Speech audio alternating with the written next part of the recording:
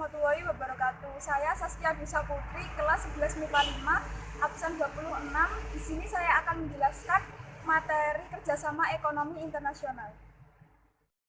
Pengertian kerjasama ekonomi internasional. Kerjasama ekonomi internasional adalah suatu kerjasama dalam bidang ekonomi yang melibatkan satu negara dengan negara yang lainnya. Kerjasama ini terjadi karena adanya saling menguntungkan antara negara yang terlibat. Tujuan dari kerjasama ekonomi internasional. Yang pertama, meningkatkan perekonomian negara. Yang kedua, memperbaiki taraf hidup bangsa. Yang ketiga, mempererat persahabatan antar negara. Manfaat kerjasama ekonomi internasional. Yang pertama adalah meningkatkan keuangan negara. Yang kedua adalah meningkatkan investasi. Yang ketiga adalah menambah devisa negara.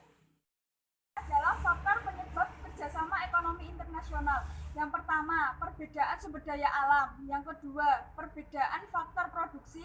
Yang ketiga, perbedaan iklim. Yang kelima adalah bentuk-bentuk kerjasama ekonomi internasional. Ada 4, yaitu kerjasama ekonomi bilateral, kerjasama ekonomi regional, kerjasama ekonomi multilateral, kerjasama ekonomi antarregional. Kerjasama ekonomi bilateral yaitu kerjasama yang dilakukan antara dua negara dengan memenuhi kewajiban di bidang ekonomi secara timbal balik.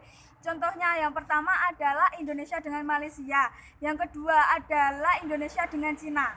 Yang kedua ada kerjasama ekonomi regional, yaitu kerjasama ekonomi di antara negara di kawasan tertentu. Contohnya di Asia Tenggara adalah ASEAN dan di kawasan Eropa adalah MEE. Adalah kerjasama ekonomi multilateral, artinya yaitu kerjasama antara beberapa negara dengan suatu politik dan kebijakan yang bersifat internasional. Contohnya dalam satu kawasan adalah ASEAN dan berbeda kawasan adalah OPEC. Yang terakhir adalah kerjasama ekonomi antarregional, artinya kerjasama antara dua kelompok kerjasama ekonomi regional.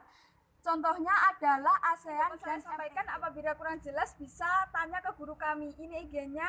Terima kasih sudah klik video ini. Jangan lupa like, komen, dan subscribe.